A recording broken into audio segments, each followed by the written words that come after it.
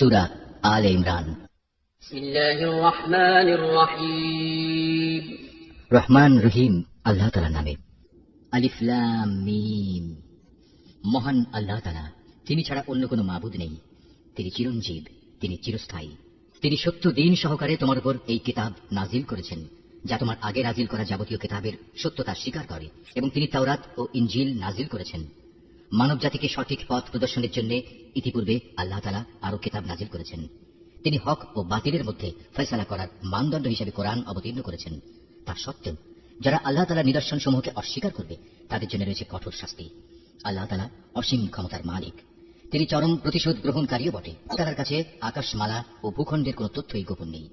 তিনি তো সেই মহান সত্তা, যিনি মায়ের পেটে থাকতেই তার ইচ্ছা মতো তোমাদের আকৃতি গঠন করেছেন। আসলেই আল্লাহ তাআলা ছাড়া দ্বিতীয় কোনো মাবুদ নেই। তিনি প্রচন্ড ক্ষমতাশালী এবং প্রবল প্রজ্ঞাময়। তিনি সেই মহান সত্তা। তিনি তোমার উপর এই কিতাব নাজিল করেছেন। এই কিতাবে দু ধরনের আয়াত রয়েছে। এর কিছু হচ্ছে সুস্পষ্ট দ্ব্যর্থহীন আয়াত, সেগুলি হচ্ছে কিতাবের মৌলিক অংশ। এছাড়া বাকি আয়াতগুলো হচ্ছে রূপক বর্ণনায় বর্ণিত মানুষের মাঝে যাদের অন্তরে বক্রতা রয়েছে। তারা এগুলোকে কেন্দ্র করেই নানা ধরনের ফিতনা ফাসাদ সৃষ্টি করা এবং আল্লাহর কিতাবের অপব্যাখ্যা করার উদ্দেশ্যে এসব রূপক আয়াত থেকে কিছু অংশের অনুসরণ করে। মূলত এসব রূপক বিষয়ের ব্যাখ্যা আল্লাহ তাআলা ছাড়া আর কেউ জানে না। এ কারণেই যাদের মধ্যে জ্ঞানের গভীরতা আছে সেসব ব্যক্তি বলে, আমরা এর সবটুকুর উপর ঈমান এনেছি। এগুলো সবই তো আমাদের মালিকের পক্ষ থেকে আমাদের দেয়া হয়েছে। সত্য কথা হচ্ছে, আল্লাহর হেদায়েতে প্রজ্ঞা সম্পন্ন লোকেরাই কেবল শিক্ষা গ্রহণ করে থাকে। তা আরো বলে, হে আমাদের মালিক, একবার যখন তুমি আমাদের সঠিক পথের দিশা দিয়েছ, তখন আর তুমি আমাদের মনকে বাঁকা করে দিও না। একান্ত তোমার কাছ থেকে আমাদের প্রতি দয়া করো, কেননা যাবতীয় দয়ার মালিক তো তুমি। হে আমাদের মালিক, তুমি অবশ্যই সমগ্র মানব জাতিকে তোমার সামনে হিসাব নিকাশের জন্য একদিন একত্রিত করবে। এতে কোন রকম সন্দেহ নাই। নিঃসন্দেহে আল্লাহ তাআলা কখনোই ওয়াদা ভঙ্গ করেন না। যারা আল্লাহ তাআলা ও তাঁর বিধান অস্বীকার করেছে, তাদের ধন সম্পদ ও সন্তান সন্ততি আল্লাহর আযাব থেকে তাদের বাঁচানোর ব্যাপারে কোন উপকারে আসবে না। পরিণামে তারাই হবে জাহান্নামের ইন্ধন। তাদের পরিণতি হবে ফিরআউন ও তাদের পূর্ববর্তী নাফরমান জাতিসমূহের মতো। তারা আমার আয়াতসমূহ মিথ্যা প্রতিপন্ন করেছিল। অতএব তাদের অপরাধের কারণে আল্লাহ তাআলা তাদের শক্ত করে পাকড়াও করলেন। বস্তুত শাস্তি প্রয়োগে আল্লাহ তাআলা অত্যন্ত কঠোর। হে নবী, যারা আল্লাহকে অস্বীকার করে সেসব বিদ্রোহী কাফেরদের তুমি বলে দাও, অচিরেই তোমরা এই দুনিয়ায় লাঞ্ছিত পরাজিত হবে এবং পরকালে তোমাদের জাহান্নামের আগুনের কাছে জড়ো করা হবে। আর জাহান্নাম তা তো হচ্ছে অত্যন্ত নিকৃষ্ট অবস্থান। দল দুটোর মধ্যে তোমাদের জন্য শিক্ষণীয় কিছু নিদর্শন মজুদ ছিল। যারা বদরের সম্মুখ সমরে একে অপরের সামনাসামনি হয়েছিল, এদের মধ্যে এক বাহিনী লোক ছিল আল্লাহর দ্বীনের পথে, আর অপর বাহিনীটি ছিল অবিশ্বাসী কাফেরদের। এই সম্মুখ সমর তারা চর্মচক্ষু দিয়ে তাদের প্রতিপক্ষকে তাদের দ্বিগুণ দেখতে পাচ্ছিল। তারপরেও আল্লাহ তাআলা যাকে চান তাকে সাহায্য ও বিজয় দান করেন। এসব ঘটনার মাঝে সেসব লোকের জন্য অনেক কিছু শেখার আছে, যারা অন্তর্দৃষ্টি সম্পন্ন। নারী জাতি, সন্তান সন্ততি, গাড়ি গাড়ি সোনারূপা, পছন্দসই ঘোড়া, গৃহপালিত জন্তু ও জমিনের ফসল সব সময়ই মানব সন্তানের জন্য লোভনীয় করে রাখা হয়েছে। এসব হচ্ছে পার্থিব জীবনের ভোগের সামগ্রী মাত্র। স্থায়ী জীবনের উৎকৃষ্ট আশ্রয় তো একমাত্র আল্লাহ তাআলার কাছে রয়েছে। হে নবী, তুমি তাদের বলো, আমি কি তোমাদের এর চাইতে উৎকৃষ্ট কোনো বস্তুর কথা বলবো? হ্যাঁ, সে উৎকৃষ্ট বস্তু হচ্ছে তাদের জন্য যারা আল্লাহকে ভয় করে।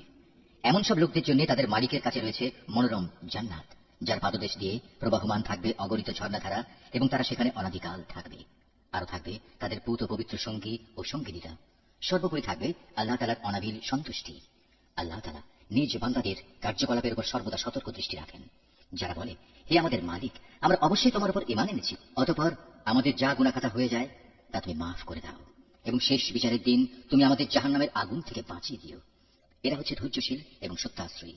এরাই অনুগত এবং দানশীল। সর্বোপরি এরা হচ্ছে শেষ রাতে কিংবা উষা লগ্নে ক্ষমা প্রার্থনাকারী। আল্লাহ তাআলা স্বয়ং সাক্ষ্য দিচ্ছেন, তিনি ছাড়া অন্য কোনো মাবুদ নেই। ফেরেশতারা এবং জ্ঞানবান মানুষেরাও এই একই সাক্ষ্য দিচ্ছে। আল্লাহ তাআলাই একমাত্র ন্যায় ও ইনসাফ কার্যকর করেন। তিনি ছাড়া দ্বিতীয় কোনো মাবুদ নাই। তিনি পরাক্রমশালী, তিনি প্রজ্ঞাময়। নিঃসন্দেহে মানুষের জীবন বিধান হিসেবে আল্লাহ তাআলার কাছে ইসলামই একমাত্র গ্রহণযোগ্য ব্যবস্থা। যাদের আল্লাহর পক্ষ থেকে কিতাব দেওয়া হয়েছিল, তারা এই জীবন বিধান থেকে বিচ্যুত হয়ে নিজেরা একে অপরের প্রতি বিদ্বেষ ও হিংসার বশবর্তী হয়ে বিভিন্ন দলে উপদলে বিভক্ত হয়ে মতানৈক্যে লিপ্ত হয়ে পড়েছিল। তা আবার তাদের কাছে আল্লাহর পক্ষ থেকে সঠিক জ্ঞান আসার পর যে ব্যক্তি আল্লাহর বিধান অস্বীকার করবে, তার জানা উচিত অবশ্যই আল্লাহ তাআলা দ্রুত হিসাব গ্রহণকারী। যদি এসব মানুষ তোমার সাথে এ ব্যাপারে কোনরূপ বিতর্কে লিপ্ত হয়, তাহলে তুমি তাদের বলে দাও, আমি এবং আমার অনুসারীরা সবাই আল্লাহর কাছে আত্মসমর্পণ করে নিয়েছি। অতঃপর যাদের আল্লাহর পক্ষ থেকে কিতাব দেওয়া হয়েছে এবং যারা কোনো কিতাব না পেয়ে মূর্খ থেকে গেছে, তাদের সবাইকে জিজ্ঞাসা করো, তোমরা কি সবাই আল্লাহর কাছে আত্মসমর্পণ করেছ? হ্যাঁ, তারা যদি জীবনের সর্বক্ষেত্রে আল্লাহর আনুগত্য মেনে নেয়, তাহলে তারা তো সঠিক পথ পেয়েই গেল। কিন্তু তারা যদি ঈমান থেকে মুখ ফিরিয়ে নেয়, তাহলে মনে রেখো, তোমার দায়িত্ব হচ্ছে কেবল আমার কথা পৌঁছে দেয়া। আল্লাহ তাআলা বান্দাদের কর্মকাণ্ড পর্যবেক্ষণ করছেন। নিঃসন্দেহে যারা আল্লাহর নাজিল করা নিদর্শন সমূহ অস্বীকার করে, যারা অন্যায়ভাবে নবীদের হত্যা করে এবং মানব জাতিকে যারা ন্যায় ও ইনসাফ মেনে চলার আদেশ দেয়, তাদের হত্যা করে, এদের তুমি এক কঠোর শাস্তির সুসংবাদ দাও। এদের অবস্থা হচ্ছে দুনিয়া আখিরাত উভয় স্থানেই এদের কর্ম ব্যর্থ নিষ্ফল হয়ে গেছে, আর এ কারণেই এদের কোথাও কোনো সাহায্যকারী থাকবে না। হে নবী, তুমি তাদের সম্পর্কে চিন্তা করে দেখেছো কি, যাদের আমার কিতাবের কিছু অংশ দেয়া হয়েছিল, অতঃপর তাদের যখন আল্লাহর কিতাবের সে অংশের দিকে ডাকা হলো যা তাদের মধ্যকার অমীমাংসিত বিষয়সমূহের মীমাংসা করে দেবে, তখন তাদের একদল লোক এই হিদায়াত থেকে মুখ ফিরিয়ে নিল। মূলত এরাই হচ্ছে সেসব লোক যারা আল্লাহর ফয়সালা থেকে পরান্মুখ থাকে। এটা এ কারণে যে এ নির্বোধ লোকেরা বলে দোজখের আগুন আমাদের শরীর কখনো স্পর্শ করবে না, আর যদি একান্ত করেও তা হবে হাতে গোনা কয়েকটি দিনের ব্যাপার মাত্র। মূলত তাদের নিজেদের ধর্ম বিশ্বাসের মাঝে নিজেদের মন গড়া ধারণাই তাদের প্রতারিত করে রেখেছে। অতঃপর সেদিন অবস্থান কেমন হবে, যেদিন আমি সমগ্র মানব সন্তানকে একত্রিত করব, যেদিন সম্পর্কে কোনো দ্বিধা সন্দেহের অবকাশ নেই। সেদিন প্রত্যেক মানব সন্তানকেই তার নিজস্ব অর্জিত বিনিময়ে পুরোপুরি দিয়ে দেওয়া হবে, এবং সেদিন কার উপর বিন্দুমাত্র জুলুম করা হবে না। হে নবী, তুমি বলো, হে রাজাধিরাজ মহান আল্লাহ, তুমি যাকে ইচ্ছা তাকে সাম্রাজ্য দান করো, আবার যার কাছ থেকে চাও তা কেড়েও নিয়ে যাও। যাকে ইচ্ছা তুমি সম্মানিত করো, যাকে ইচ্ছা তুমি অপমানিত করো। সব রকমের কল্যাণ তো তোমার হাতেই নিবদ্ধ। নিশ্চয়ই তুমি সবকিছুর উপর একক ক্ষমতাবান। তুমি রাতকে দিনের মাঝে সামিল করো, আবার দিনকে রাতের ভেতর সামিল করো। প্রাণহীন বস্তু থেকে তুমি যেমন প্রাণের আবির্ভাব ঘটাও, আবার প্রাণহীন অসাড় বস্তু বের করে আনো প্রাণ সর্বস্ব জীব থেকে, এবং যাকে ইচ্ছা তুমি বিনা হিসেবে রিজিক দান করো। ইমানদার ব্যক্তিরা কখনো ইমানদারদের বদলে অবিশ্বাসী কাফেরদের নিজেদের বন্ধু বানাবে না। যদি তোমাদের কেউ তা করে, তবে আল্লাহর সাথে তার কোনো সম্পর্কই থাকবে না। হ্যাঁ, তাদের কাছ থেকে কোনো আশঙ্কা থাকলে তোমরা নিজেদের বাঁচাতে গেলে ভিন্ন কথা। আল্লাহ তাআলা তো বরং তার নিজের ব্যাপারেই তোমাদের ভয় দেখাচ্ছেন বেশি, কারণ তোমাদের আল্লাহর কাছেই ফিরে যেতে হবে। এই নবী, তুমি বলো, তোমরা তোমাদের মনের ভেতর কিছু গোপন করে রাখো কিংবা তা সবার সামনে প্রকাশ করে দাও, তা আল্লাহ তাআলা ভালোভাবে অবগত হন। আসমান, জমিন ও এর আভ্যন্তরীণ সবকিছু তিনি জানেন। সর্বোপরি আল্লাহ তাআলা সৃষ্টি লোকের সবকিছুর উপর ক্ষমতাবান। তিনি সকল শক্তির আধার। যেদিন প্রত্যেকেই তার ভালো কাজ সামনে হাজির দেখতে পাবে, যে ব্যক্তির কৃতকর্ম খারাপ থাকবে সে সেদিন কামনা করতে থাকবে যে তার মধ্যে এবং বিচারের এই দিনটির মাঝে যদি দুস্তর একটা তফাৎ থাকত। আল্লাহ তাআলা তো তোমাদের তার ক্ষমতা ও শাস্তি থেকে ভয় দেখাচ্ছেন, কারণ আল্লাহ তাআলা তার বান্দাদের সাথে অত্যন্ত অনুগ্রহশীল। হে নবী, তুমি বলো, তোমরা যদি আল্লাহ তাআলাকে ভালোবাসো তাহলে আমার কথা মেনে চলো, তাহলে আল্লাহ তাআলাও তোমাদের ভালোবাসবেন এবং তিনি তোমাদের গুনাহ খাতা মাফ করে দেবেন। আল্লাহ তাআলা অত্যন্ত ক্ষমাশীল ও দয়াবান। তুমি আরো বলো, তোমরা আল্লাহ তাআলা ও তার রাসূলের কথা মেনে চলো। এই আহ্বান সত্ত্বেও তারা যদি এ থেকে মুখ ফিরিয়ে নেয়, তুমি জেনে রেখো, আল্লাহ তাআলা কখনো কাফেরদের পছন্দ করেন না। সেই আল্লাহ তাআলা আদম, নূহ এবং ইব্রাহিমের বংশধর ও ইমরানের বংশধরদের সৃষ্টিগুলোর উপর নেতৃত্ব করার জন্য বাছাই করে নিয়েছেন। নেতৃত্বে সমাসীন এদের সন্তানরা বংশানুক্রমে পরস্পরের বংশধর। আল্লাহ তাআলা সবার কথাবার্তা শুনতে পান এবং সব কথা তিনি জানেন। স্মরণ করো, যখন ইমরানের স্ত্রী বলল, হে আমার মালিক, আমার গর্ভে যে সন্তান আছে তাকে আমি স্বাধীনভাবে তোমার দ্বীনের কাজ করার জন্য উৎসর্গ করলাম। তুমি আমার পক্ষ থেকে এই সন্তানটিকে কবুল করে নাও। অবশ্যই তুমি সব কথা শোনো এবং সব বিষয় জানো। একসময় যখন ইমরানের স্ত্রী সেই সন্তান জন্ম দিল, তখন সে বলল, হে আমার মালিক, এ কি? আমি তো দেখছি একটি মেয়ে সন্তান জন্ম দিয়েছি। একটা মেয়েকে কিভাবে আমি তোমার পথে উৎসর্গ করব? আল্লাহ তাআলা তো ভালোভাবেই জানতেন ইমরানের স্ত্রী কোন ধরনের শিশু জন্ম দিয়েছে। আসলে আল্লাহ তাআলার কোন কোন কাজের জন্য ছেলে কিন্তু কখনো মেয়ের মতো হবে না। ইমরানের স্ত্রী বলল, আমি এই শিশুর নাম রাখলাম মারিয়াম, এবং আমি এই শিশু ও তার অনাগত সন্তানকে অভিশপ্ত শয়তানের অনিষ্ট থেকে রক্ষার জন্য তোমার কাছে আশ্রয় চাই। আল্লাহ তাআলা ইমরানের স্ত্রীর দোয়া কবুল করলেন এবং এই মেয়েটিকে অত্যন্ত আগ্রহ ভরে গ্রহণ করে নিলেন, এবং ধীরে ধীরে এই মেয়েটিকে তিনি ভালোভাবে গড়ে তুললেন। আর সেজন্যই আল্লাহ তাআলা তাকে জাকারিয়ার তত্ত্বাবধানে রেখে দিলেন। বড় হবার পর যখনই জাকারিয়া তার কাছে তার নিজস্ব ইবাদতের কক্ষে যেত, তখনই দেখতে পেত সেখানে কিছু খাবার মজুদ রয়েছে। খাবার দেখে জাকারিয়া জিজ্ঞেস করত, হে মারিয়াম, এসব খাবার তোমার কাছে কোত্থেকে আসে? মারিয়াম জবাব দিত, এসব আসে আমার মালিক আল্লাহর কাছ থেকে। আর অবশ্যই আল্লাহ তাআলা যাকে চান তাকে বিনা হিসেবে রিজিক দান করেন। সেখানে দাঁড়িয়েই জাকারিয়া তার মালিকের কাছে দোয়া করল, হে আমার মালিক, তুমি তোমার কাছ থেকে আমাকে তোমার অনুগ্রহের প্রতীক হিসেবে একটি নেক সন্তান দান করো। নিশ্চয়ই তুমি মানুষের ডাক শোনো। ফেরেশতারা তাকে ডাক দিল এমন এক সময়ে যখন সে ইবাদতের কক্ষে নামাজ আদায় করছিল। ফেরেশতারা বলল, হে জাকারিয়া, আল্লাহ তাআলা তোমার ডাক শুনেছেন। অবশ্যই আল্লাহ তাআলা তোমাকে ইয়াহিয়ার জন্ম সম্পর্কে সুসংবাদ দিচ্ছেন। তোমার সে সন্তান আল্লাহর পক্ষ থেকে তার বাণীর সত্যায়ন করবে। সে হবে সমাজের নেতা, সে হবে সচ্চরিত্রবান, সে হবে নবী, সর্বোপরি সে হবে সৎ কর্মশীল ব্যক্তিদের একজন। এ কথা শুনে জাকারিয়া বলল, হে আমার মালিক, আমার ঘরে ছেলে হবে কিভাবে? একে তো আমি নিজে বার্ধক্যে উপনীত হয়ে গেছি, তদুপরি আমার স্ত্রীও বন্ধা, সন্তান ধারণে সম্পূর্ণ অক্ষম। আল্লাহ তাআলা বললেন, হ্যাঁ, এভাবেই হয়। আল্লাহ তাআলা যা চান তাই তিনি করেন। জাকারিয়া নিবেদন করল, হে মালিক, তুমি আমার জন্য এর কিছু পূর্ব লক্ষণ ঠিক করে দাও। আল্লাহ তাআলা বললেন, হ্যাঁ, তোমার সে লক্ষণ হবে এই যে তুমি 3 দিন 3 রাত পর্যন্ত মানুষের সাথে ইশারা ইঙ্গিত ছাড়া কথাবার্তা বলবে না। এই অবস্থায় তুমি তোমার মালিককে বেশি বেশি স্মরণ করবে এবং সকাল সন্ধ্যায় তার পবিত্র নামসমূহের তসবিহ পাঠ করতে থাকবে। অতঃপর মরিয়ম ভয়প্রাপ্ত হল। আল্লাহর ফেরেশতারা যখন বলল, হে মরিয়ম, আল্লাহ তাআলা নিঃসন্দেহে তোমাকে একটি বিশেষ কাজের জন্য বাছাই করেছেন এবং এজন্য তোমাকে তিনি পবিত্র করেছেন এবং বিশ্বের নারীকুলের উপর তিনি তোমাকে সম্মানিত করেছেন। হে মরিয়ম, এর যোগ্য হওয়ার জন্য তুমি সর্বদা তোমার মালিকের অনুগত হও, তার কাছে আনুগত্যের মাথা নত করো, রুকুকারীদের সাথে তুমিও আল্লাহর সামনে রুকু করো। হে নবী, এ সবই ছিল তোমার জন্য অদৃশ্য লোকের সংবাদ। আমি এগুলো তোমাকে ওহির মাধ্যমে জানিয়েছি, নতুবা তুমি তো সেখানে তাদের পাশে হাজির ছিলে না। বিশেষ করে যখন ইবাদতখানার পুরোহিতরা মরিয়ামের পৃষ্ঠপোষক কে হবে এটা নির্বাচনের জন্য ভাগ্যরেখায় কলম নিক্ষেপ করেছিল, আর তুমি তাদের ওখানে উপস্থিত ছিলে না যখন তারা বিতর্ক করছিল। অতঃপর ফেরেশতারা বলল, হে মরিয়ম, অবশ্যই আল্লাহ তাআলা তোমাকে একটি পুত্র সন্তানের জন্ম সংক্রান্ত নিজস্ব এক বাণীর সুসংবাদ দিচ্ছেন। তার নাম হবে মসীহ। সে পরিচিত হবে মরিয়ামের পুত্র ঈসা হিসাবে। দুনিয়া আখিরাতের উভয় স্থানেই সে সম্মানিত হবে। সে হবে আল্লাহর সান্নিধ্যপ্রাপ্ত ব্যক্তিদের অন্যতম।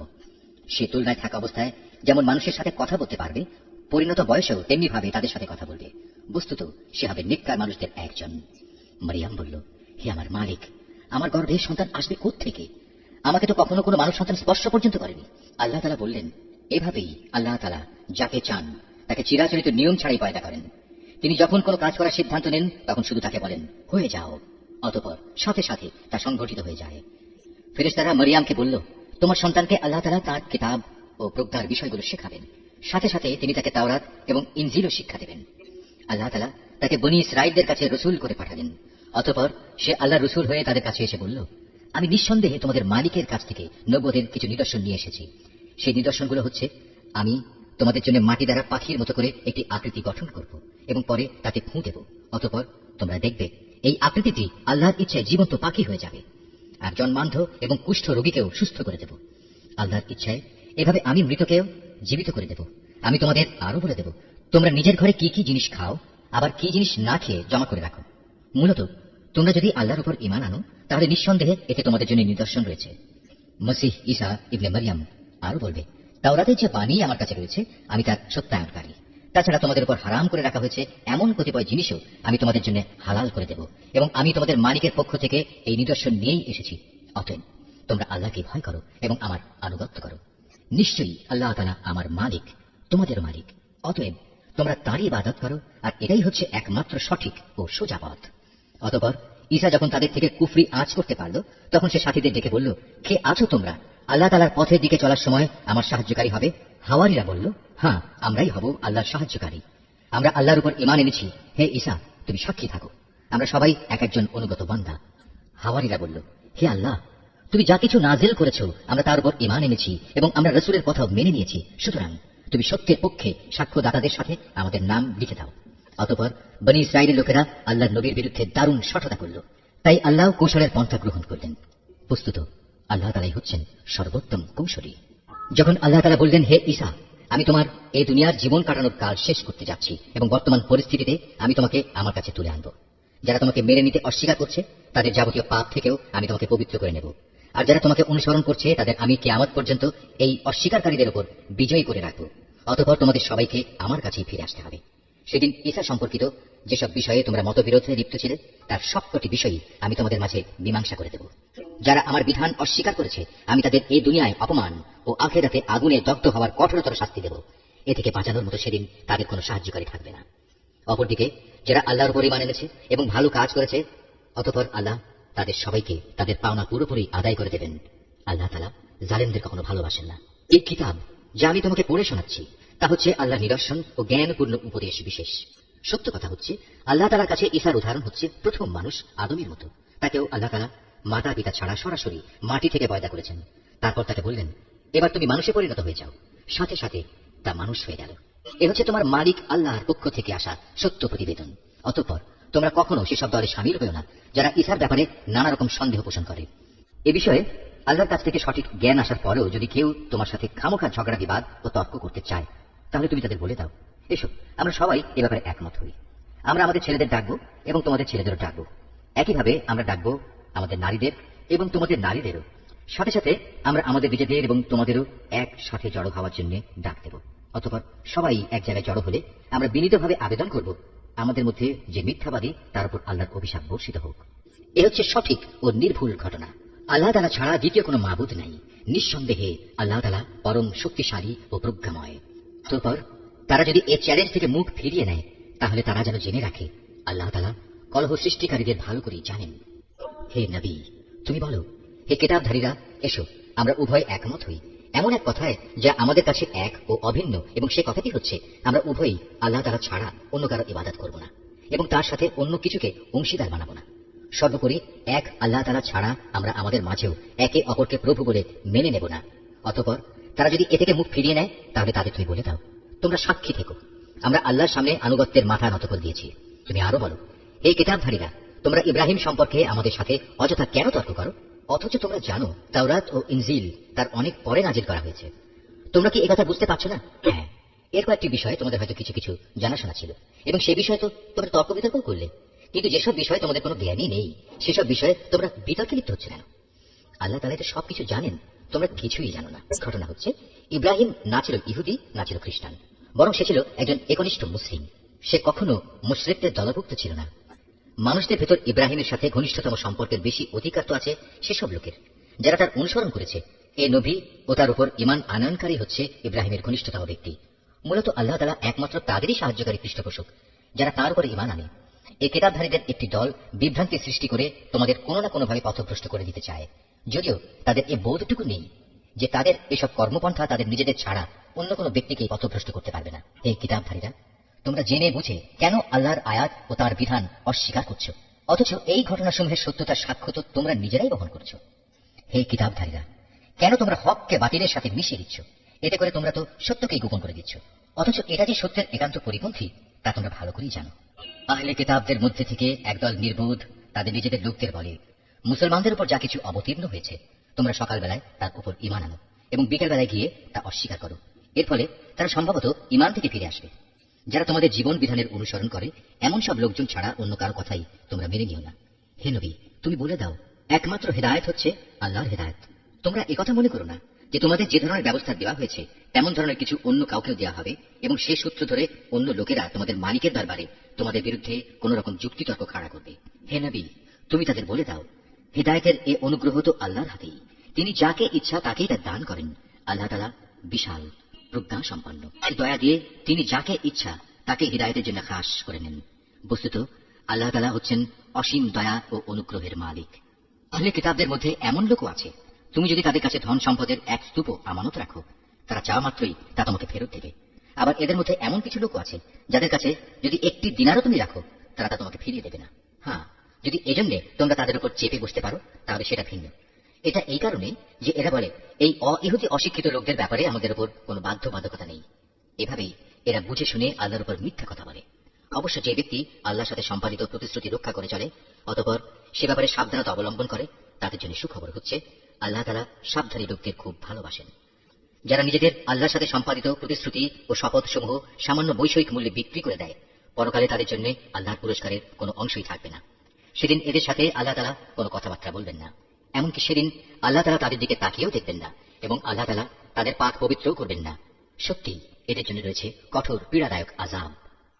এদের মধ্যে এমন কিছু লোকও আছে যারা কিতাবের কোনো অংশ যখন পড়ে তখন নিজেদের জিহ্বাকে এমনভাবে এদিক সেদিক করে নেয় যাতে তোমরা মনে করতে পারো যে সে সত্যিই বুঝি তা কিতাবের কোনো অংশ, কিন্তু তা কিতাবের কোনো অংশই নয়। তারা আরো বলে এটা আল্লাহর কাছ থেকেই এসেছে, কিন্তু আসলে তা আল্লাহর কাছ থেকে আসা কিছু নয়। এরা জেনে শুনে আল্লাহর উপর মিথ্যা কথা বলে চলেছে। কোন মানব সন্তানের পক্ষেই এটা সম্ভব নয় যে আল্লাহ তাআলা তাকে তার কিতাব, প্রজ্ঞা ও নবুয়ত দান করবেন। অতঃপর সে লোকদের ডেকে বলবে, তোমরা আল্লাহকে ছেড়ে এখন সবাই আমার বান্দা হয়ে যাও। বরং সে তো নবুয়ত প্রাপ্তির পর একথাই বলবে, তোমরা সবাই তোমাদের মালিকের বান্দা হয়ে যাও। এটা এই কারণে যে তোমরাই মানুষদের এই কিতাব শেখাচ্ছিলে এবং তোমরা নিজেরাও তাই অধ্যয়ন করছিলে। আল্লাহর ফেরেশতা ও তার নবীদের প্রতিপালক রূপে স্বীকার করে নিতে এ ব্যক্তি তোমাদের কখনো আদেশ দেবে না। একবার আল্লাহর অনুগত মুসলমান হবার পর সে কিভাবে তোমাদের পুনরায় কুফরির আদেশ দিতে পারে? আল্লাহ তাআলা যখন তার নবীদের কাছ থেকে প্রতিশ্রুতি নিয়েছিলেন, তখন তিনি বলেছিলেন, এ হচ্ছে কিতাব ও তার ব্যবহারিক জ্ঞান কৌশল যা আমি তোমাদের দান করলাম। অতঃপর তোমাদের কাছে যখন আমার কোন রসুল আসবে যে তোমাদের কাছে রক্ষিত আগের কিতাবের সত্যায়ন করবে, তখন তোমরা অবশ্যই তার আনিত বিধানের উপর ঈমান আনবে এবং তাকে সাহায্য করবে। আল্লাহ তাআলা জিজ্ঞাসা করলেন, তোমরা কি এ কথার উপর আমার এই অঙ্গীকার গ্রহণ করেছ? তারা বলল, হ্যাঁ, আমরা মেনে চলার অঙ্গীকার করছি। আল্লাহ তাআলা বললেন, তাহলে তোমরা সাক্ষী থেকো এবং আমিও তোমাদের সাথে এই অঙ্গীকারে সাক্ষী হয়ে রইলাম। অতঃপর যারা তা ভঙ্গ করে এ থেকে মুখ ফিরিয়ে নেবে, তারা অবশ্যই বিদ্রোহী বলে পরিগণিত হবে। তারা কি আল্লাহর দেয়া জীবন ব্যবস্থার বদলে অন্য কোনো বিধানের সন্ধান করছে? অথচ আসমান জমিনে যা কিছু আছে, ইচ্ছায় হোক কিংবা অনিচ্ছায় হোক, আল্লাহ তাআলার বিধানের সামনে আত্মসমর্পণ করে আছে এবং প্রত্যেককে তো তাঁর কাছেই ফিরে যেতে হবে।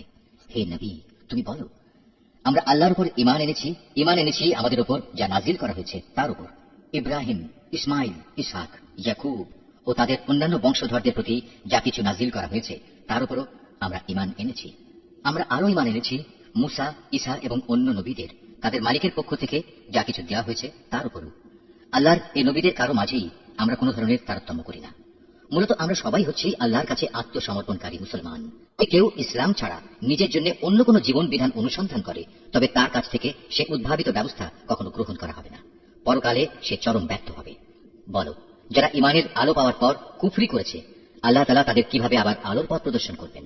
অথচ এর আগে এরাই সাক্ষ্য দিয়েছিল যে আল্লাহর রসুল সত্য এবং এ রসুলের মাধ্যমেই এদের কাছে উজ্জ্বল নিদর্শন সমূহ এসেছিল। আসলে আল্লাহ তাআলা কখনো সীমা লঙ্ঘনকারী ব্যক্তিদের সঠিক পথ প্রদর্শন করেন না। এসব সীমা লঙ্ঘনজনিত কার্যকলাপের একমাত্র প্রতিদান হিসেবে তাদের উপর আল্লাহ তাআলা তার ফেরেশতা ও অন্য সব মানুষের অভিশাপ বর্ষিত হবে। সে অভিশপ্ত স্থান হচ্ছে জাহান্নাম। সেখানে তারা অনাদিকাল ধরে পড়ে থাকবে। এক মুহূর্তের জন্যও তাদের উপর শাস্তির মাত্রা কমানো হবে না, না আযাব থেকে তাদের একটুখানি বিরাম দেওয়া হবে। তবে তাদের কথা আলাদা, যারা এসব কিছুর পর তওবা করেছে এবং তারপর নিজেদের সংশোধন করে নিয়েছে। আল্লাহ তাআলা অবশ্যই ক্ষমাশীল ও পরম দয়ালু। কিন্তু যারা একবার ঈমান আনার পর কুফরির পথ অবলম্বন করেছে, অতঃপর তারা এই বেঈমানী কার্যকলাপ দিন দিন বাড়াতেই থেকেছে, আল্লাহর দরবারে তাদের তওবা কখনো কবুল হবে না, কারণ এই ধরনের লোকেরাই হচ্ছে পথভ্রষ্ট।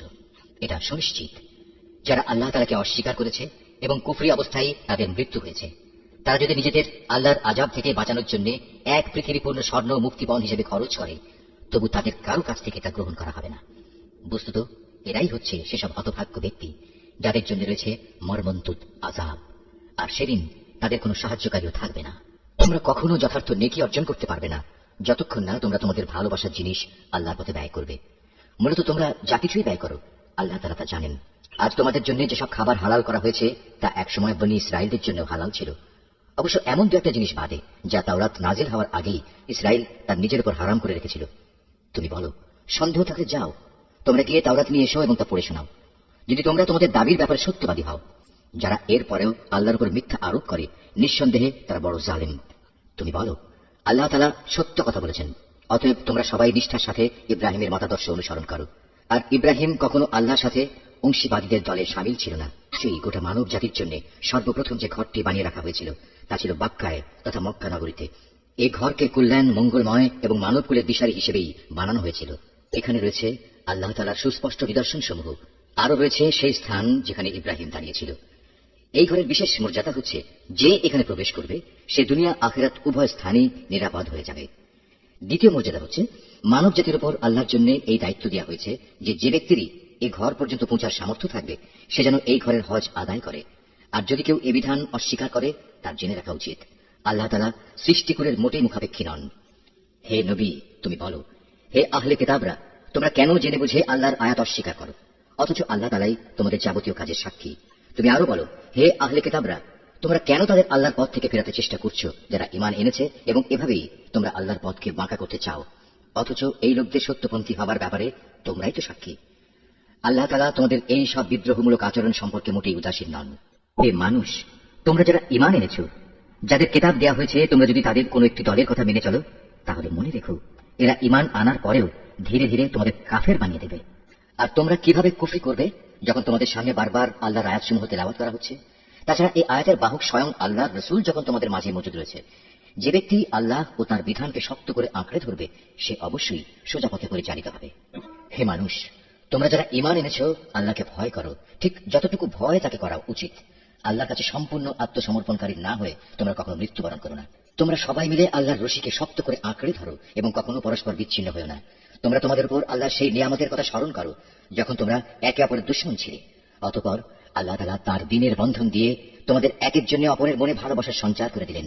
অতঃপর যুগ যুগান্তরের শত্রুতা ভুলে তোমরা আল্লাহর অনুগ্রহে একে অপরের ভাই হয়ে গেলে, অথচ তোমরা ছিলে হানাহানির অগ্নিকুণ্ডের প্রান্ত সীমায়। অতঃপর সেখান থেকে আল্লাহ তাআলা তার রহমত দিয়ে তোমাদের উদ্ধার করলেন। আল্লাহ তাআলা এভাবেই তার নিদর্শনসমূহ তোমাদের কাছে স্পষ্ট করে বর্ণনা করেন, যাতে করে তোমরা সঠিক পথের সন্ধান পেতে পারো। তোমাদের মধ্য থেকে এমন একটি দল থাকা উচিত যারা মানুষকে কল্যাণের দিকে ডাকবে, সত্য ও ন্যায়ের আদেশ দেবে, আর অসত্য ও অন্যায় কাজ থেকে তাদের বিরত রাখবে। অতঃপর যারা এই দলে শামিল হবে সত্যিকার অর্থে তারাই সাফল্যমণ্ডিত হবে। তোমরা কখনো তাদের মতো হয়েও না, যাদের কাছে আল্লাহর পক্ষ থেকে সুস্পষ্ট নিদর্শন আসার পরেও তারা বিভিন্ন দলে উপদলে বিভক্ত হয়ে পড়েছে এবং নিজেদের মধ্যে নানা ধরনের মতানৈক্য সৃষ্টি করেছে। তাদের জন্য কঠোর শাস্তি রয়েছে। সে কিয়ামতের দিন নিজেদের নেক আমল দেখে কিছু সংখ্যক চেহারা শুভ্র সমুজ্জ্বল হয়ে যাবে, আবার কিছু সংখ্যক মানুষের চেহারা ব্যর্থতার নথিপত্র দেখার পর কালো ও বিশ্রী হয়ে পড়বে। সুতরাং যাদের মুখ সেদিন কালো হয়ে যাবে, জাহান্নামের প্রহরীরা তাদের জিজ্ঞেস করবে, ঈমানের নিয়ামত পাওয়ার পরও কি তোমরা কুফরির পথ অবলম্বন করেছিলে? অতঃপর তোমরা নিজেদের কুফরির প্রতিফল হিসেবে এই আযাব উপভোগ করতে থাকো। আর যাদের চেহারা আলোকোজ্জ্বল হবে তারা সেদিন আল্লাহ তাআলার অফুরন্ত দয়ার আশ্রয় থাকবে, তারা সেখানে থাকবে চিরদিন। এর সবকিছুই হচ্ছে আল্লাহর নিদর্শন। যথাযথভাবে আমি সেগুলো তোমাকে পড়ে শোনাচ্ছি, কেননা আল্লাহ তাআলা তার আয়াতসমূহ গোপন রেখে এবং পরে সেজন্য শাস্তির বিধান করে সৃষ্টিকুলের উপর কোনো জুলুম করতে চান না। মূলত আসমান সমূহ ও জমিনে যা কিছু আছে সবই আল্লাহর জন্য। সবকিছুকে একদিন আল্লাহর দিকে ফিরিয়ে দেওয়া হবে। তোমরাই হচ্ছে দুনিয়ার সর্বোত্তম জাতি। সমগ্র মানব জাতির কল্যাণের জন্যই তোমাদের উত্থান। তোমাদের দায়িত্ব হচ্ছে তোমরা দুনিয়ার মানুষদের সৎ কাজের আদেশ দেবে এবং অসৎ কাজ থেকে বিরত রাখবে। আর তোমরা নিজেরাও আল্লাহর উপর পুরোপুরি ঈমান আনবে। আহলে কিতাবরা যদি সত্যি সত্যি ঈমান আনতো তাহলে এটা তাদের জন্য কতই না ভালো হতো। তাদের মধ্যে কিছু কিছু ঈমানদার ব্যক্তিও রয়েছে, তবে তাদের অধিকাংশই হচ্ছে সত্যত্যাগী লোক। সামান্য কিছু দুঃখ কষ্ট দেয়া ছাড়া তারা তোমাদের কখনো কোনো ক্ষতি করতে পারবে না। তারা যদি কোনো সময় তোমাদের সাথে সম্মুখ সমরে লিপ্ত হয় তাহলে তারা পৃষ্ঠ প্রদর্শন করবে, অতঃপর তাদের কোন রকম সাহায্য করা হবে না। যেখানেই এদের পাওয়া যাবে সেখানেই এদের অপমানিত ও লাঞ্ছিত করে রাখা হবে। তবে আল্লাহ তাআলার নিজের প্রতিশ্রুতি ও মানুষের প্রতিশ্রুতির মাধ্যমে কিছুটা নিরাপত্তা পাওয়া গেলে সেটা ভিন্ন। এরা আল্লাহর ক্রোধ ও গজবের পাত্র হয়েছে। এদের উপর দারিদ্র্য ও লাঞ্ছনা চাপিয়ে দেওয়া হয়েছে। এর কারণ ছিল এরা আল্লাহ তাআলা ও তার বিধানকে অস্বীকার করেছে। আল্লাহর নবীদের এরা অন্যায়ভাবে হত্যা করেছে। মূলত এ হচ্ছে তাদের বিদ্রোহ ও সীমা লঙ্ঘনের ফল। তারা আহলে কিতাবরা আবার সবাই একরকম নয়। তাদের মধ্যে এমন কিছু লোক আছে যারা সত্য ও ন্যায়ের উপর অবিচল হয়ে দাঁড়িয়ে আছে, যারা সারা রাত আল্লাহর কিতাব পাঠ করে এবং নামাজ পড়ে। তারা আল্লাহ তাআলা ও শেষ বিচার দিনের উপর ঈমান রাখে এবং মানুষদের তারা ন্যায় কাজের আদেশ দেয় ও অন্যায় কাজ থেকে নিষেধ করে।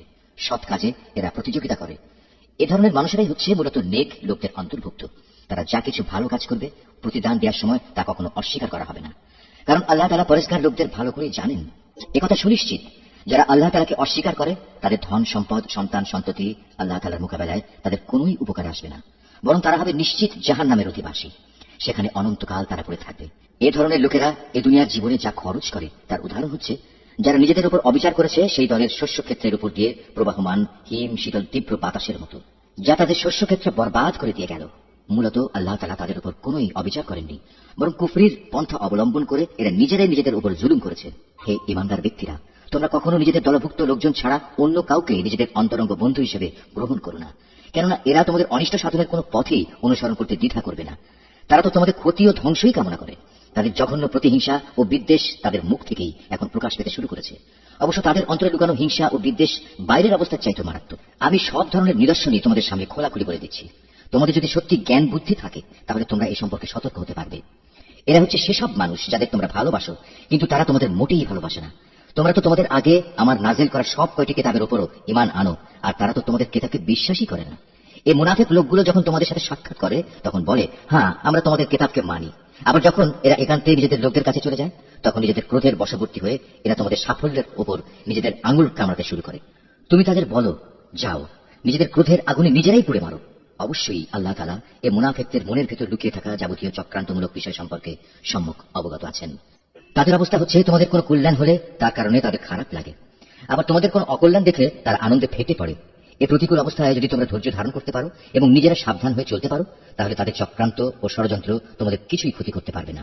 তাদের যাবতীয় কর্মকাণ্ডই আল্লাহ তাআলা পরিবেষ্টন করে আছেন। হে নবী, স্মরণ করো যখন তুমি খুব ভোরবেলায় তোমার আপনজনের কাছ থেকে বিদায় নিয়ে মোমিনদের যুদ্ধের ঘাঁটিসমূহে মোতায়েন করছিলে। তখন তুমি জানতে আল্লাহ তাআলা সবকিছু শোনেন এবং তার বান্দাদের তিনি ভালো করেই জানেন।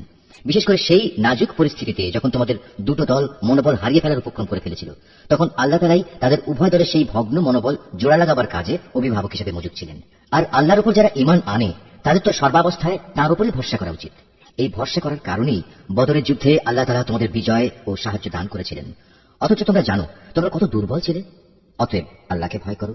আশা করা যায় তোমরা আল্লাহর কৃতজ্ঞতা আদায় করতে সক্ষম হবে। সে মুহূর্তের কথাও স্মরণ করো যখন তুমি মোমেনদের বলেছিলে যুদ্ধে বিজয় লাভ করার জন্য তোমাদের মালিক যদি আসমান থেকে 3000 ফেরেশতা পাঠিয়ে তোমাদের সাহায্য করেন, তাহলে তোমাদের বিজয়ের জন্য তাকে যথেষ্ট হবে না? অবশ্যই তোমরা যদি ধৈর্য ধারণ করো এবং শয়তানের চক্রান্ত থেকে বেঁচে থাকতে পারো। এই অবস্থায় তারা শত্রু বাহিনী যদি তোমাদের উপর দ্রুত গতিতে আক্রমণ করে বসে, তাহলে তোমাদের মালিক প্রয়োজনে 5000 চিহ্নিত ফেরেশতা দিয়েও তোমাদের সাহায্য করবেন। এই সংখ্যাটা বলে আল্লাহ তাআলা তোমাদের জন্য একটি সুসংবাদ দিয়েছেন। নতুবা বিজয়ের জন্য তো তিনি একাই যথেষ্ট। আল্লাহ তাআলা চেয়েছেন যেন এর ফলে তোমাদের মন কিছুটা প্রশান্ত ও আশ্বস্ত হতে পারে। আর সাহায্য ও বিজয় তা তো পরাক্রান্ত প্রজ্ঞাময় আল্লাহ তাআলার পক্ষ থেকেই আসে। তিনিই সর্বজ্ঞ। আল্লাহ তাআলা এর দ্বারা কাফিরদের একদলকে নিশ্চিহ্ন করে দিতে চান, অথবা তাদের একাংশকে তিনি এর মাধ্যমে লাঞ্ছিত করে দিতে চান, যেন তারা ব্যর্থ হয়ে যুদ্ধের ময়দান থেকে ফিরে যায়। হে নবী, এ ব্যাপারে তোমার কিছুই করার নাই। আল্লাহ তাআলা চাইলে তাদের উপর দয়া পরবশ হবেন, কিংবা চাইলে তাদের কঠোর শাস্তি দেবেন, কেননা এরা ছিল স্পষ্টত জালেম। আসমান সমূহ ও জমিনে যা কিছু আছে তার সব হচ্ছে আল্লাহ তাআলার। তিনি যাকে ইচ্ছা ক্ষমা করে দেবেন, যাকে ইচ্ছা শাস্তি দেবেন। আল্লাহ তাআলা অত্যন্ত ক্ষমাশীল ও পরম দয়ালু। হে মানুষ, তোমরা যারা ইসলামকে একটি পূর্ণাঙ্গ বিধান হিসেবে বিশ্বাস করেছ, চক্রবৃদ্ধি হারে সুদ খেও না এবং তোমরা আল্লাহ তাআলাকে ভয় করো। আশা করা যায় তোমরা কল্যাণ লাভ করতে পারবে। জাহান্নামের আগুনকে তোমরা ভয় করো, যা তৈরি করে রাখা হয়েছে তাদের জন্য যারা একে অস্বীকার করেছে। তোমরা আল্লাহ তাআলা ও তার রাসূলের কথা মেনে চলো। আশা করা যায় তোমাদের উপর দয়া করা হবে। তোমরা তোমাদের মালিকের পক্ষ থেকে ক্ষমা পাওয়ার কাজে প্রতিযোগিতা করো, আর সেই জান্নাতের জন্যও প্রতিযোগিতা করো যার প্রশস্ততা আকাশ ও পৃথিবী সমান। আর এই বিশাল জান্নাত প্রস্তুত করে রাখা হয়েছে সেসব ভাগ্যবান লোকদের জন্য যারা আল্লাহকে ভয় করে, সচ্ছল হোক কিংবা অসচ্ছল, সর্বাবস্থায় যারা আল্লাহর পথে নিজেদের ধন সম্পদ ব্যয় করে, যারা নিজেদের ক্রোধ সংবরণ করে এবং মানুষের অপরাধসমূহ যারা ক্ষমা করে দেয়। আসলে ভালো মানুষদের আল্লাহ তাআলা হামেশাই ভালোবাসেন। ভালো মানুষ হচ্ছে তারা যারা কখনো কোনো অশ্লীল কাজ করে ফেললে কিংবা এর দ্বারা নিজেদের উপর নিজেরা জুলুম করে বসলে সাথে সাথেই আল্লাহকে স্মরণ করে এবং গুনাহের জন্য আল্লাহর ক্ষমা প্রার্থনা করে। কেননা আল্লাহ তাআলা ছাড়া আর কে আছে যে তাদের গুনাহ মাফ করে দিতে পারে? তদুপরি এরা জেনে বুঝে নিজেদের গুনার উপর অটল হয়েও বসে থাকে না। এই সেই বৈশিষ্ট্যমণ্ডিত মানুষগুলো, মালিকের পক্ষ থেকে তাদের প্রতিদান হবে আল্লাহ তাআলা তাদের ক্ষমা করে দেবেন, আর তাদের এমন এক জান্নাত দেবেন যার তলদেশ দিয়ে ঝর্ণাধারা বইতে থাকবে। এই জান্নাতে নেককার লোকেরা অনন্তকাল ধরে অবস্থান করবে।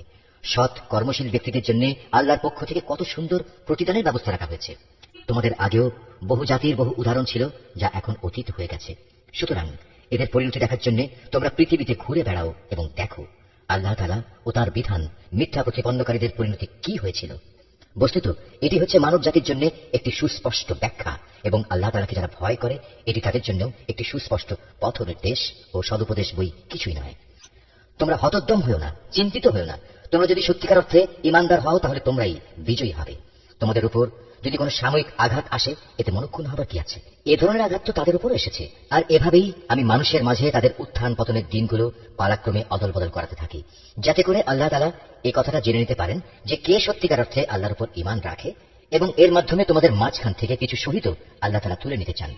মূলত আল্লাহ তাআলা কখনো জালেমদের পছন্দ করেন না। এর মাধ্যমে তিনি মূলত ইমানদার বান্দাদের পরিশুদ্ধ করে কাফেরদের নাস্তা নাবুদ করে দিতে চান। তোমরা কি মনে করো তোমরা এমনি এমনি বেহেশতে প্রবেশ করে যাবে? অথচ আল্লাহ তাআলা পরীক্ষার মাধ্যমে একথা জেনে নেবেন না যে কে তার পথে জিহাদ করতে প্রস্তুত হয়েছে এবং কে এ বিপদে কঠোর ধৈর্য ধারণ করতে পেরেছে। তোমরা মৃত্যুর মুখোমুখি হওয়ার আগে থেকেই তা কামনা করছিলে, আর এখন তো দেখতে পাচ্ছ তোমরা নিজেদের চর্ম চোখে। মুহাম্মদ একজন রাসূল ছাড়া অতিরিক্ত কিছুই নয়। তার আগেও বহু রাসূল গত হয়ে গেছে, তারা সবাই মৃত্যু মুখে পতিত হয়েছে। তাই সে যদি আজ মরে যায় অথবা তাকে যদি কেউ মেরে ফেলে, তাহলে তোমরা কি তার আনিত হেদায়েত থেকে মুখ ফিরিয়ে নেবে? আর যে ব্যক্তি এ থেকে মুখ ফিরিয়ে নেয় সে কখনো আল্লাহর দ্বীনের কোন রকম ক্ষতি সাধন করতে পারবে না। আল্লাহ তাআলা অচিরেই কৃতজ্ঞ বান্দাদের প্রতিফল দান করবেন। কোন প্রাণী আল্লাহর সিদ্ধান্ত ও অনুমতি ছাড়া মরবে না। আল্লাহ তাআলার কাছে প্রত্যেকটি প্রাণীরই মৃত্যুর দিনক্ষণ সুনির্দিষ্ট হয়ে আছে।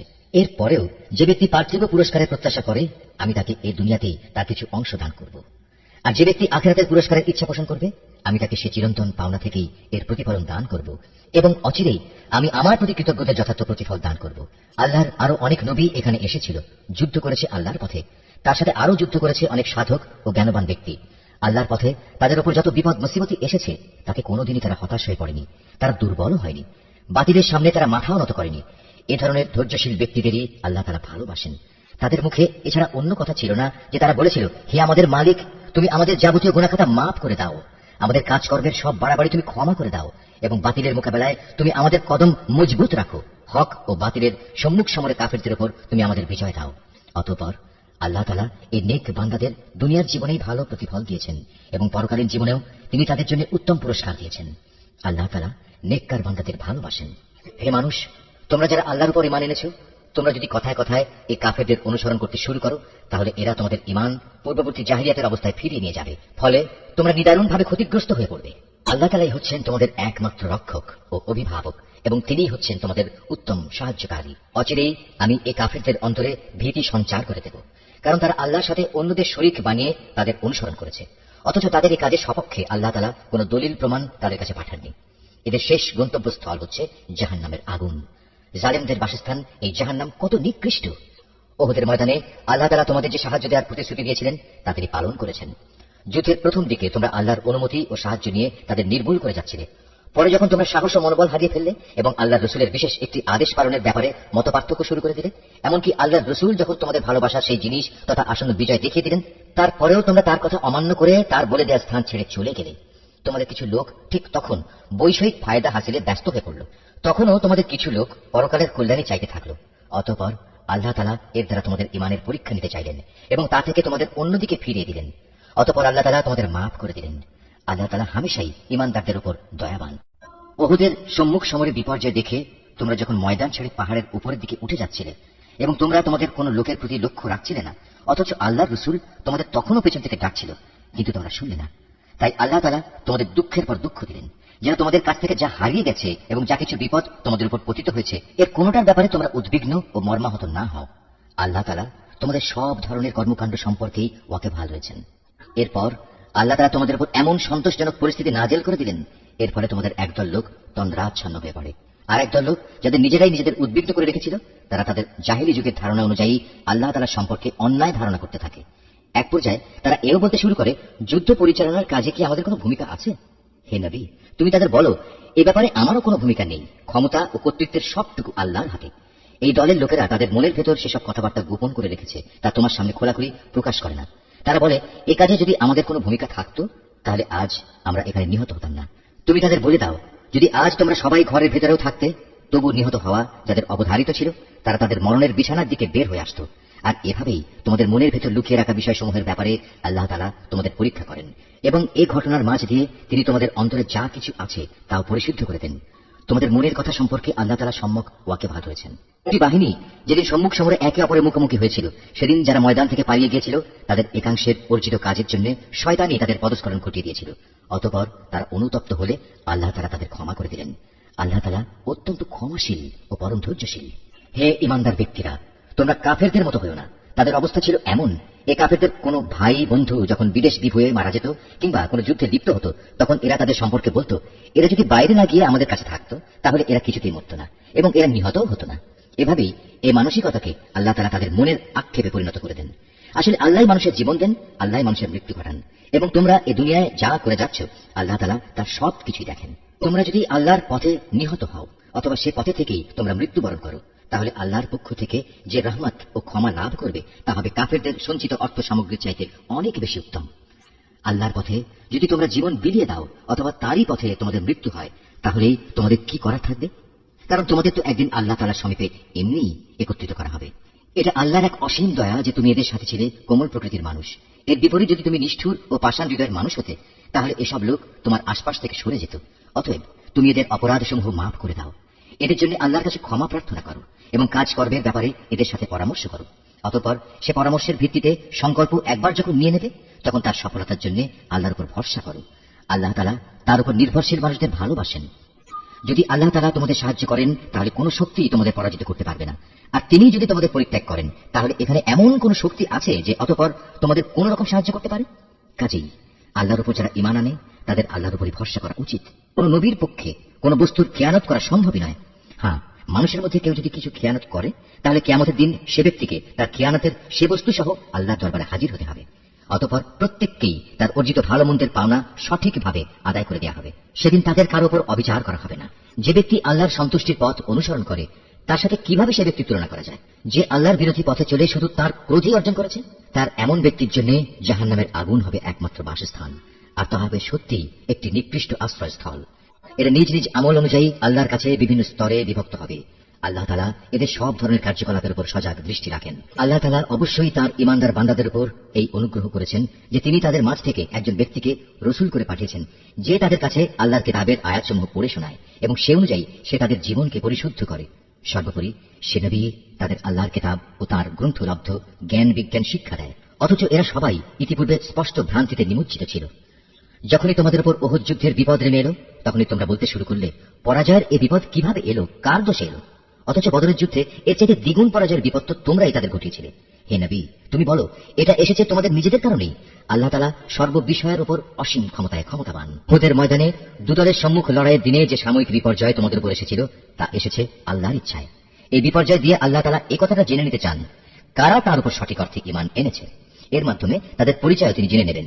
তারা এই চরম মুহূর্তে মুনাফিকি করেছে।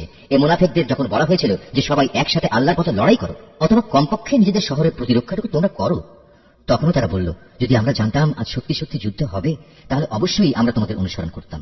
এ সময় তারা ঈমানের চাইতে কুফরিরই বেশি কাছাকাছি অবস্থান করছিল। এরা মুখে এমন সব কথা বলে যা তাদের অন্তরে নেই, আর এরা যা কিছু গোপন করে আল্লাহ তাআলা তার সম্মুখ অবগত আছেন। সেসব মুনাফিক যারা যুদ্ধে শরিক না হয়ে ঘরে বসে থাকলো এবং ভাইদের সম্পর্কে বলল তারা যদি তাদের মতো ঘরে বসে থাকতো এবং তাদের কথা শুনতো তাহলে তারা আজ এবার মারা পড়তো না। হে নবী, তুমি এ মুনাফিকদের বলো, যদি তোমরা সত্যবাদী হও তাহলে তোমাদের থেকে মৃত্যু সরিয়ে দাও। যারা আল্লাহর পথে নিহত হয়েছে তাদের তোমরা কোনো অবস্থাতেই মৃত বলো না। তারা তো জীবিত, তাদের মালিকের পক্ষ থেকে জীবিত লোকদের মতোই তাদের রিজিক দেওয়া হচ্ছে।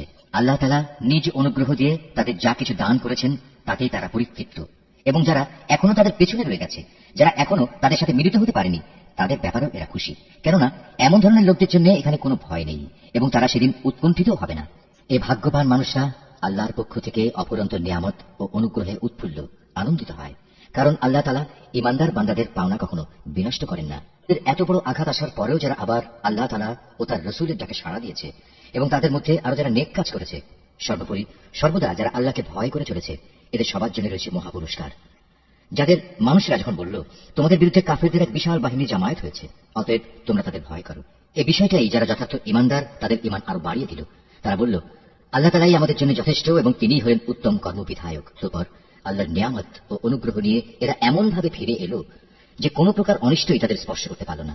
এরা আল্লাহর সন্তুষ্টির পথই অনুসরণ করল। বস্তুত আল্লাহ তাআলা মহা অনুগ্রহশীল। এই হচ্ছে তোমাদের প্ররোচনা দানকারী শয়তান। তারা শত্রুপক্ষের অতিরঞ্জিত শক্তির কথা বলে তাদের আপনজনদের ভয় দেখাচ্ছিল। তোমরা কোনো অবস্থায় তাদের এই হুমকিকে ভয় করবে না, বরং আমাকেই ভয় করো যদি তোমরা সত্যিকার অর্থে ঈমানদার হও। হে নবী, যারা দ্রুত গতিতে কুফরির পথে এগিয়ে যাচ্ছে তাদের কর্মকাণ্ড যেন তোমাকে চিন্তান্বিত না করে। তারা কখনো আল্লাহর বিন্দুমাত্র কোনো ক্ষতি সাধন করতে পারবে না। মূলত আল্লাহ তাআলা এদের জন্য পরকালে পুরস্কারের কোনো অংশই রাখতে চান না। তাদের জন্য অবশ্যই কঠিন আযাব রয়েছে। যারা ঈমানের বদলে কুফরি খরিদ করে নিয়েছে তারা আল্লাহর কোনোই ক্ষতি করতে পারবে না। এদের জন্য মর্মান্তিক শাস্তির বিধান রয়েছে। কাফেররা যেন এটা কখনো মনে করে না যে আমি যে তাদের ঢিল দিয়ে রেখেছি এটা তাদের জন্য কল্যাণকর হবে। আসলে আমি তো তাদের অবকাশ দিচ্ছি যেন তারা তাদের গুনাহের বোঝা আরো বাড়িয়ে নিতে পারে। আর তোমাদের মধ্যে তাদের জন্য প্রস্তুত রয়েছে লাঞ্ছনাদায়ক আযাব। আল্লাহ তাআলা কখনো তার ঈমানদার বান্দাদের তোমরা বর্তমানে যে ভালো মন্দ মিশন অবস্থার উপর আছো এর উপর ছেড়ে দিতে চান না, যতক্ষণ না তিনি সৎ লোকদের অসৎ লোকদের থেকে আলাদা করে দেবেন। একইভাবে এটা আল্লাহ তাআলার কাজ নয় যে তিনি তোমাদের অদৃশ্য জগতের খোঁজ খবরের উপর কিছু অবহিত করবেন। তবে আল্লাহ তাআলা তার রাসূলদের মাঝ থেকে যাকে চান তাকে বিশেষ কোনো কাজের জন্য বাছাই করে নেন। অতঃপর তোমরা আল্লাহ তাআলা ও তার রাসূলদের উপর বিশ্বাস স্থাপন করো। তোমরা যদি আল্লাহর উপর যথাযথভাবে ঈমান আনো এবং নিজেরা সাবধান হয়ে চলতে পারো তাহলে তোমাদের জন্য মহা পুরস্কার রয়েছে। আল্লাহ তাআলা নিজের অনুগ্রহ দিয়ে তাদের যে প্রাচুর্য দিয়েছেন, যারা তা আল্লাহর পথে ব্যয় করতে কার্পণ্য করে তারা যেন কখনো এটা মনে না করে এটা তাদের জন্য কোনো কল্যাণকর কিছু হবে না। আসলে এই কৃপণতা তাদের জন্য খুবই অকল্যাণকর। কার্পণ্য করে তারা যা জমা করেছে অচিরেই কিয়ামতের দিন তা দিয়ে তাদের গলায় বেড়ি পরিয়ে দেওয়া হবে। আসমান সমূহ ও জমিনের উত্তরাধিকার তো আল্লাহ তাআলার, আর তোমাদের প্রতিটি কার্যকলাপ সম্পর্কে আল্লাহ তাআলা বিশেষভাবে অবগত রয়েছেন। আল্লাহ তাআলা সেই ইহুদি লোকদের কথা ভালো করেই শুনেছেন, যখন তারা বিদ্রুপ করে বলেছিল, হ্যাঁ আল্লাহ তাআলা অবশ্যই গরিব আর আমরা হচ্ছি ধনী। তারা যা কিছু বলে তা আমি তাদের হিসেবের খাতায় লিখে রাখবো। আমি আরো লিখে রাখবো অন্যায়ভাবে তাদের নবীদের হত্যা করার বিষয়টিও। সেদিন আমি তাদের বলবো, এবার এই জাহান্নামের স্বাদ উপভোগ করো।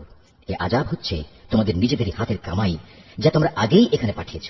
আল্লাহ তাআলা কখনো তার নিজ বান্দাদের প্রতি অবিচারক নন। যারা বলে স্বয়ং আল্লাহ তাআলাই তো আমাদের আদেশ দিয়েছেন যেন আমরা কোন রসুলের উপর ঈমান না আনি, যতক্ষণ না সে আমাদের জন্য এমন একটা কোরবানি এনে হাজির করবে যা গায়েব থেকে এক আগুন এসে খেয়ে ফেলবে। হে মুহাম্মদ, তুমি তাদের বলো, হ্যাঁ আমার আগেও তোমাদের কাছে বহু নবী রসুল এসেছে, তারা সবাই উজ্জ্বল নিদর্শন নিয়েই এসেছিল। তোমরা আজ যে কথা বলছো তার সহই তো তারা এসেছিল। তা সত্ত্বেও তোমরা তাদের হত্যা করলে কেন? আজ যদি তোমরা এতই সত্যবাদী হও তাহলে কেন এসব আচরণ করলে?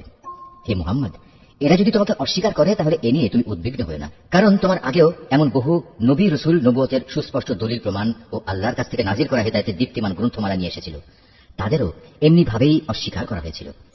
প্রত্যেক প্রাণীকেই মরণের স্বাদ ভোগ করতে হবে, অতঃপর তোমাদের জীবনভর কামাইয়ের প্রতিফল কিয়ামতের দিন আদায় করে দেওয়া হবে।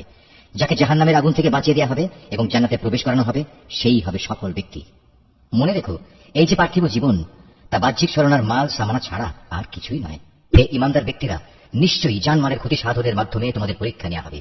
এই পরীক্ষা দিতে গিয়ে তোমরা অবশ্যই তোমাদের পূর্ববর্তী সম্প্রদায় যাদের কাছে আল্লাহর কিতাব নাজিল হয়েছিল এবং যারা আল্লাহর সাথে অন্যদের শরীক করেছে তাদের উভয়ের কাছ থেকে অনেক কষ্টদায়ক কথাবার্তা শুনবে। এই অবস্থায় তোমরা যদি কঠোর ধৈর্য ধারণ করো এবং আল্লাহকে ভয় করে চলো তাহলে তা হবে অত্যন্ত বড় ধরনের এক সাহসিকতার ব্যাপার। স্মরণ করো, যখন আল্লাহ তাআলা এই কিতাবধারী ব্যক্তিদের কাছ থেকে প্রতিশ্রুতি গ্রহণ করেছিলেন, তিনি তাদের বলেছিলেন, তোমরা একে মানুষদের কাছে বর্ণনা করবে এবং একে তোমরা গোপন করবে না। কিন্তু তারা এ প্রতিশ্রুতি নিজেদের পেছনে ফেলে রাখল এবং অত্যন্ত অল্প মূল্যে তা বিক্রি করে দিল। বড়ই নিকৃষ্ট ছিল যেভাবে তারা সে বেচাকেনার কাজটি করল। এমন সব লোকদের ব্যাপারে তুমি কখনো ভেবো না যারা নিজেরা যা করে তাতে আনন্দ প্রকাশ করে, আবার নিজেরা যা কখনো করেনি তার জন্য প্রশংসিত হতে ভালোবাসে। তুমি কখনো ভেবো না যে এরা বুঝি আল্লাহর আযাব থেকে অব্যাহতি পেয়ে গেছে। মূলত এদের জন্য আল্লাহর পক্ষ থেকে যন্ত্রণাদায়ক শাস্তির ব্যবস্থা নির্ধারণ করে রাখা হয়েছে।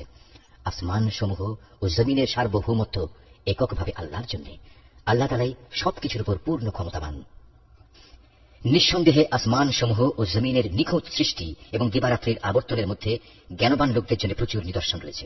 এই জ্ঞানবান লোক হচ্ছে তারা যারা দাঁড়িয়ে বসে এবং শুয়ে সর্বাবস্থায় আল্লাহ তাআলাকে স্মরণ করে এবং আসমান সমূহ ও জমিনের এই সৃষ্টি নৈপুণ্য সম্পর্কে চিন্তা গবেষণা করে এবং স্বতঃস্ফূর্তভাবে তারা বলে ওঠে, হে আমাদের মালিক, সৃষ্টি জগতের কোনো কিছুই তুমি অযথা বানিয়ে রাখোনি, তোমার সত্তা অনেক পবিত্র। অতএব তুমি আমাদের জাহান্নামের কঠিন আযাব থেকে নিষ্কৃতি দাও। হে আমাদের মালিক, যাকে তুমি জাহান্নামের আগুনে প্রবেশ করাবে অবশ্যই তাকে তুমি অপমানিত করবে, আর সেই অপমানের দিনে জালেমদের জন্য কোন রকম সাহায্যকারী থাকবে না। আমাদের মালিক, আমরা শুনতে পেয়েছি একজন আহ্বানকারী মানুষদের ঈমানের দিকে ডাকছে। সে বলছিল, হে মানুষেরা, তোমরা তোমাদের মালিক আল্লাহর উপর ঈমান আনো। হে মালিক, সেই আহ্বানকারীর কথায় অতঃপর আমরা ঈমান এনেছি। হে আমাদের মালিক, তুমি আমাদের অপরাধসমূহ ক্ষমা করে দাও, হিসাবের খাতা থেকে আমাদের দোষ ত্রুটি ও গুনাহসমূহ মুছে দাও। সর্বশেষে তোমার নেক লোকদের সাথে তুমি আমাদের মৃত্যু দাও। আমাদের মালিক, তুমি তোমার নবী রসুলদের মাধ্যমে যেসব পুরস্কারের প্রতিশ্রুতি দিয়েছ তা আমাদের পূর্ণ করে দাও এবং কিয়ামতের শেষ বিচারের দিন তুমি আমাদের অপমানিত করো না। নিশ্চয়ই তুমি কখনো ওয়াদার বরখেলাপ করো না। অতএব তাদের মালিক এই বলে তাদের আহ্বানে সাড়া দিলেন যে আমি নরনারী নির্বিশেষে তোমাদের কোনো কাজ কখনো বিনষ্ট করব না। আমি সবার কাজের বিনিময় দেব এবং তোমরা তো একে অপরেরই অংশ। অতএব তোমাদের মাঝে যারা নিজেদের ভিটেমাটি ছেড়ে হিজরত করেছে এবং যারা নিজেদের জন্মভূমি থেকে বিতাড়িত হয়েছে, আমারই পথে যারা নির্যাতিত হয়েছে, সর্বোপরি যারা আমার জন্য লড়াই করেছে এবং আমারই জন্য জীবন দিয়েছে, আমি তাদের গুনাহসমূহ মাফ করে দেব। অবশ্যই আমি এদের এমন জান্নাতে প্রবেশ করাবো যার তলদেশ দিয়ে ঝর্ণাধারা বইতে থাকবে। এ হচ্ছে তাদের জন্য আল্লাহ তাআলার পক্ষ থেকে পুরস্কার, আর আল্লাহ তাআলার কাছেই তো রয়েছে উত্তম পুরস্কার। মুহাম্মদ, জনপদ সমূহে যারা আল্লাহ তাআলাকে অস্বীকার করেছে তাদের দাম্ভিক পদচারণা যেন কোনোভাবেই তোমাকে বিভ্রান্ত করতে না পারে, কেননা এসব কিছু হচ্ছে সামান্য কয়দিনের সামগ্রী মাত্র। অতঃপর তাদের সবারই অনন্ত নিবাস হবে জাহান্নাম, আর জাহান্নাম হচ্ছে নিকৃষ্টতম আবাসস্থল। তবে যারা নিজেদের মালিককে ভয় করে চলে তাদের জন্য নির্দিষ্ট হয়ে আছে সুরম্য উদ্যানমালা, যার নিচ দিয়ে প্রবাহিত হবে ঝর্ণাধারা। সেখানে তারা অনাদিকাল থাকবে। এভাবে আল্লাহ তাআলার পক্ষ থেকে তাদের জন্য আতিথেয়তা। আর আল্লাহ তাআলার কাছে যা পুরস্কার সংরক্ষিত আছে তা অবশ্যই নেককার লোকদের জন্য অতি উত্তম জিনিস। ইতিপূর্বে আমি যাদের কাছে কিতাব পাঠিয়েছি সেসব কিতাবধারী লোকদের মাঝে এমন লোক অবশ্যই আছে যারা আল্লাহকে বিশ্বাস করে। তোমাদের এই কিতাবের উপর তারা যেমনি বিশ্বাস করে তেমনি তারা বিশ্বাস করে তাদের উপর প্রেরিত কিতাবের উপরও। এরা আল্লাহর জন্য ভীত সন্ত্রস্ত ও বিনয়ী বান্দা। এরা আল্লাহর আয়াতকে স্বার্থের বিনিময়ে সামান্য মূল্যে বিক্রি করে না। এরাই হচ্ছে সেসব ব্যক্তি যাদের জন্য তাদের মালিকের কাছ থেকে অগাধ পুরস্কার রয়েছে। নিঃসন্দেহে আল্লাহ তাআলা হচ্ছেন দ্রুত হিসাব সম্পন্নকারী। হে মোমেনরা, তোমরা ধৈর্য ধারণ করো, এ কাজে একে অপরের সাথে প্রতিযোগিতা করো, শত্রুর মোকাবেলায় সদা সুদৃঢ় থেকো, একমাত্র আল্লাহকে ভয় করো। এভাবেই আশা করা যায় তোমরা সফল